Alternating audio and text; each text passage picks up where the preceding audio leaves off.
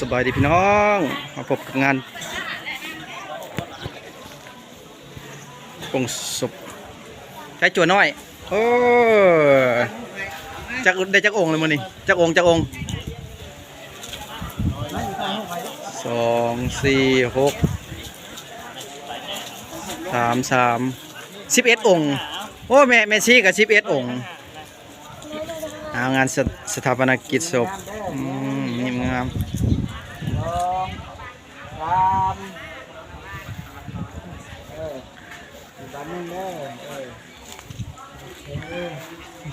ที่เราเลิกไว้เมซี่กำลังบวชอยู่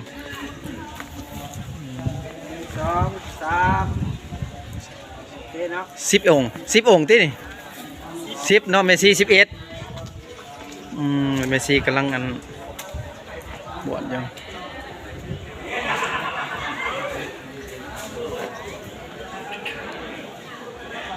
กำลังบวชแล้วเนาะงานอยู่บ้านโคกนาวางเนาะไม่ดองเสีย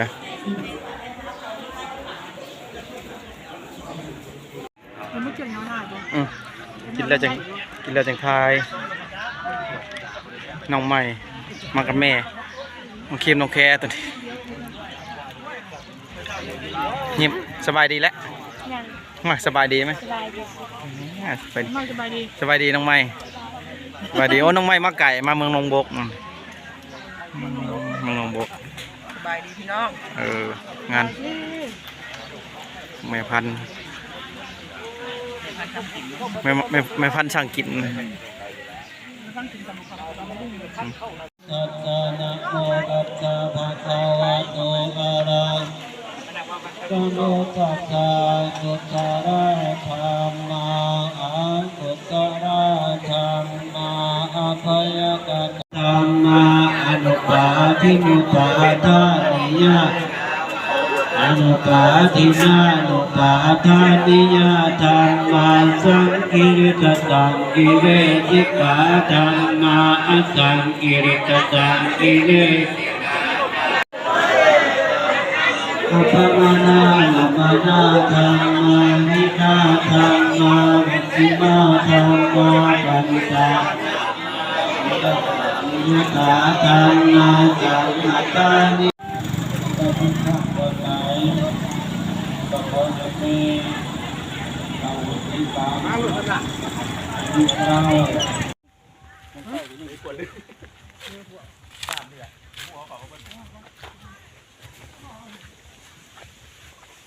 พิธีใหญ่โตสุดใหญ่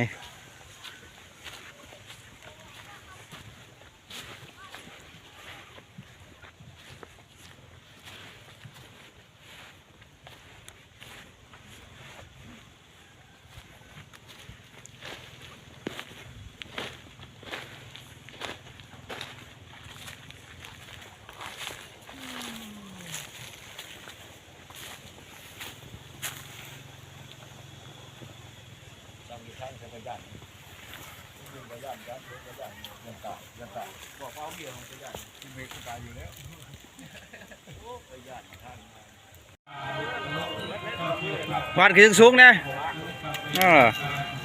โอ้ได้เอ็กโอฮะนี่ใช้เลยก้อนออกผึ่งได้ถืออยู่เลย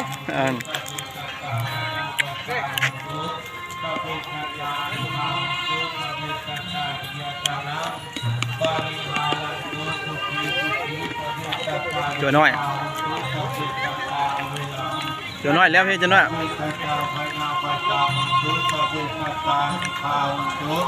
ปะเวตตาดิยตานังปริหารัตโตสุขิปะเวตตาลิกตาหุตุปะเวตตาเวลาหุตุปะเวตตาวิญญาณตาหุตุปะเวตตานิพาหุตุปะเวตตาดิยตานังปริหารัตโตสุขิเอาพ่อเข้ามาเลย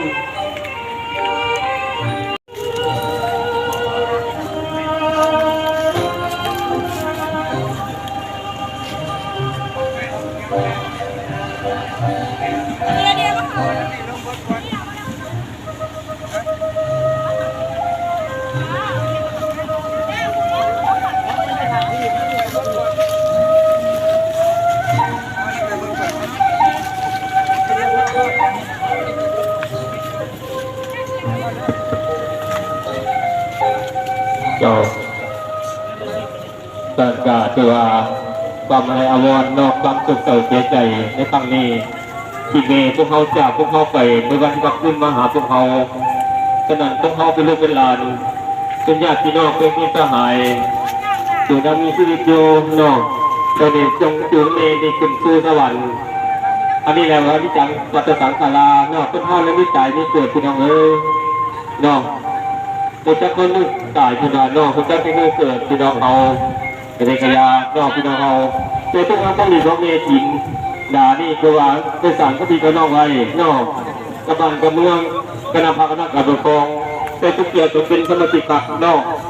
แสดงคือว่าพวกเราบริสุทธิ์มีหลายในที่เราเลยเนาะเอาแสดงพาทีมงานเราเนาะทางทีมงานสันติสุขเขาก็ได้ตาเกียมเนาะกำลังจมเนาะโลกศพก็เมกินดาอันนี้ขึ้นสู่สวรรค์วันนี้เนาะแสงพระจันทร์นี่เอาเมย์เอ้ยเมย์จากลูกนี่จากพี่จากน้องไปเมย์เอ้ยแม่จากไปกับเอาอย่างน้อยเอาหน้าไปนำเมย์เอ้ยแต่ดวงวิญญาณของเมย์มันเกิดที่บ่รอดแล้วฉะนั้นจังหวะลูกหลานญาติพี่น้องจะได้มาตรงเนาะดวงวิญญาณของเมย์ไปสู่สวรรค์เนาะเพราะเขาจะมีชีวิตกาที่ว่าแดงเมาพละอันไหนอันนึงเนาะอันนี้ก็เอาจังทีมงานแต่ที่สุดเขาเนาะตอนสิ่งเขากาที่ว่าการเกี่ยมเนาะคอยๆเขาเด้อเอาโยมมาเถลานพี่น้องเอาเนาะจังทีมงานเอาหัวหรือตีนวะทั้งตีนเลยเนาะลูกคนมากก็ได้กินโลดไม่ใช่ไปแต่เส้นหัวมันตีนลม อันนี้แหละตัวเนาะความตายนี่เกณฑ์โตทุกบาทยางเมนี่จากพวกเขาไปพอเอาให้เอาหน้าไปนำพี่น้องเลยแต่เอาอันห่างไกลก็เพิ่นเกือบที่บรอดแล้วเนาะพอเขายังมีชีวิตแต่งใช่เลยบ่ต้องพิทักษ์มือเกิดมือตายในบ่ฮู้พี่น้องเฮาเนาะจักสิตายมือใดคนเฮาจะสู้ซกว่าสิจักสิตายมือใดก็ยังบ่ฮู้อันนี้แหละเพิ่นว่าอธิจังวัฏสังขาราเนาะเฮาได้มีตายมีเกิดในพี่น้องเอ้ยเนาะ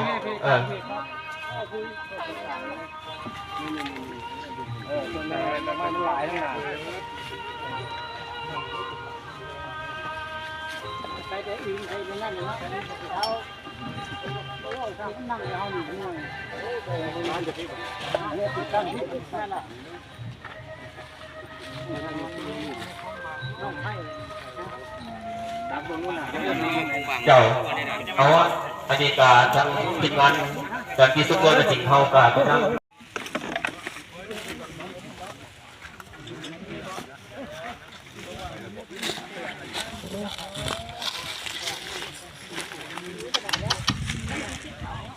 การกันดีว่าก่อนหนึ่งเดือนเนาะนอกนมัสการพระเถระเถระเนาะเพื่อนอกผ่านการเคลื่อนไหวของสายนางจินดาการเคลื่อนไหวระยะผ่านมาเนาะนางจินเอาวางซีเจเนาะที่ว่าที่วางบาทเดียวเลยตั้งหาซุ้มเนาะพนำญาติให้ในเด้อแล้วก็ทั้งลงไม้จันฟางซีเจแล้วก็เอาขับขึ้นมานอดแต่ละองค์ฟางเจเทิงเลิศนอพระกันยายว่างซี่เจคนละเจเลยเจเอาคนละเจวางหาซุ้มที่ว่านิมนต์บาทเดียวนอซุ่มกับหาเจแต่ว่าเอานี่วางเลยเนาะตอนนั้นเราก็ไปพอนิมนต์ผสมเขานี่หาลูกออกมาหักผ่าไก่เลยเนาะผ่าบางตะกุนนะคนบาทเดียวรถพอนิมนต์พระคุณเจ้าเนาะ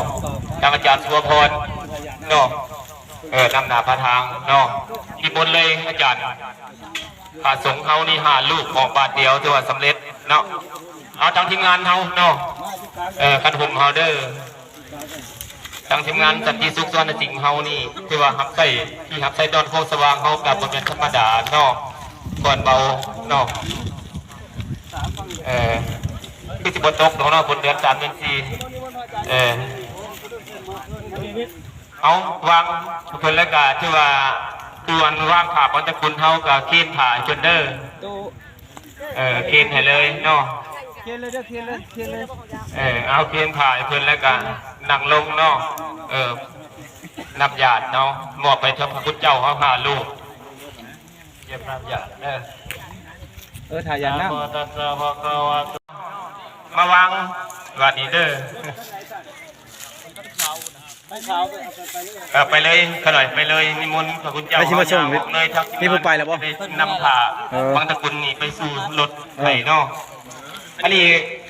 ขอนิมนต์ทางตำบลบวชใหม่ในวังนอดอกไม้จันทร์ลูกหลานผู้ใดที่กันถ่ายรูปถ่ายภาพไว้ทีละนิดเนาะไอดวงวิญญาณของเมียจินดาเนาะนี่ก็ให้นั่งถ่ายอยู่ขาเต้นเฮาเนาะเอาสามเณรเฮาเลี้ยวสามเณรเลี้ยวจังแม่ขาววันนี้ลูกมาเนาะจะแขกคุณพิเกียรติทุกท่าน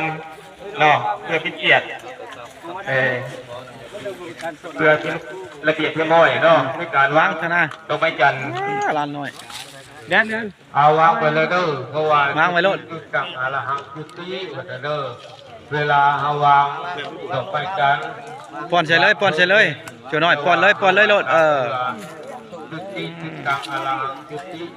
จุตังอรหังจุติว่าตามเพื่อแล้วก็วางเลยเอาสมณีเฮาวางแล้วก็ให้แม่ขาวลงมาเลย แม่ขาววางต่อ มาวาง หน่อย นอกวางดอกไม้จันทร์หลังจากแม่ขาวเขาวางสำเร็จแล้วก็ได้ขอเรียนเชิญแขกผู้มีเกียรติทุกท่านที่มาในงานศพเสาเสียใจอะไรบนตรงเอจินดาเสียงประจันนี่เขามาวางเครื่องเย็นที่เก่านอกพี่น้องเฮาดอกไม้ทูบไม้จันทร์นอก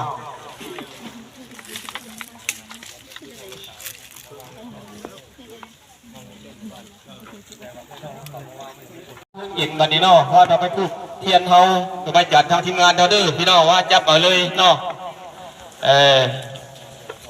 อันที่ใช้เราบอกผ้าแล้วผ้าเราบอกผ้าเด้อผ้าน้ำบอกผ้าของพวก แต่รู้จันทร์เพิ่นไปบ่ได้ให้เพิ่นแน่ดอกไม้จันทร์ก็ได้โดยเอาไปเลยเด้อก็ได้เด้อ เอาตัวกลับเรียนเชิญแขกผู้มีเกียรติทุกท่านเนาะที่สละเวลามีค่ามาร่วมในงานนี้เนาะเอา ออกไปแล้วจะลืมพี่น้องเฮาเนาะหลังจากประวางเพลิงเย็นแล้วออกไปจะลืมน้ำมนต์9วัดเนาะเพิ่นว่าฮดในห้างใหม่ๆนี่กลายเป็นเสาสำน้อยเพิ่นว่าฮดจะน้อยกลายเป็นยาคูฮดยาคูติกยาทานเพิ่นว่าเนาะฮดยาทานนี่เพิ่นว่าไหนเนาะฮดพยาบาลกลายเป็นคณะกรรมการพรรคเมืองเพิ่นว่าดอกน้ำมนต์พวกเฮาได้ทางทีมงานพวกเฮาสอบมาหาได้น้ำ9วัดพี่น้องเอ้ยเป็นเลยก็ว่าดีเพิ่นว่าน้ำมนต์พวกเฮาเนาะเอาไอ้ก็อย่าลืมพี่น้องไปฮดน้ำมนต์ปีใหม่นี่ขอให้ทานอย่างสุขมันลำลุกทุกหายโศกหายโรคหายไทยเนาะก็ไปยินกินไว้พ่อและบาทนี่เนาะไว้พ่อจ้าเหลือความเจ็บความตายเนาะมีแต่ความอยู่ดีเป็นสุขพี่น้องเฮาพี่น้องมาทั้งไก่ที่กันเนาะผู้ปฏิบัติเป็นเพื่อนสุขกายสบายใจในปีใหม่นี้เนาะขอให้ทานที่ได้คลายหมันลำรวยพี่น้องเฮาเนาะอย่าลืมนะพี่น้องเด้อน้ำมนต์9วัดเนาะทางทีมงานจัดที่สุขเฮาตัวน่ะสิ่งกาเกียร์ไม้แล้วน้ำมนต์9วัดได้พี่น้องเลยเนาะ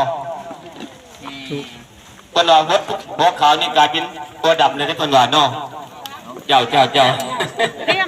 ฮดเนี่ยเกิดว่าตัวผมขาวเนี่ยมันไม่ค่อยเกิดแต่ถึงยังไม่ได้มีผมขาวเนี่ยยอดคือเก่าได้หน้าสีขาวแล้วพี่น้องคลิปนี้จบบรรยากาศพี่น้องงานสนามกิจอันนี้แหละประวัติเนาะก็เดี๋ยวการเล่นเน่าจะมากินนะก็นี่เจ้าพระมนต์เฮ็ดสุกับคือทั้งเกียรติเฮาวันใดเนาะอันนี้เพิ่น15ล้านครบชุดพี่น้องเอ้ยโตเต้นตั้งยังต่างๆพนักงานส่งหลายเนาะพอกันคลิปใหม่พี่น้องบ๊ายบายเด้อคลิปนี้พอกันใหม่คลิปหน้าพี่น้องสบายดี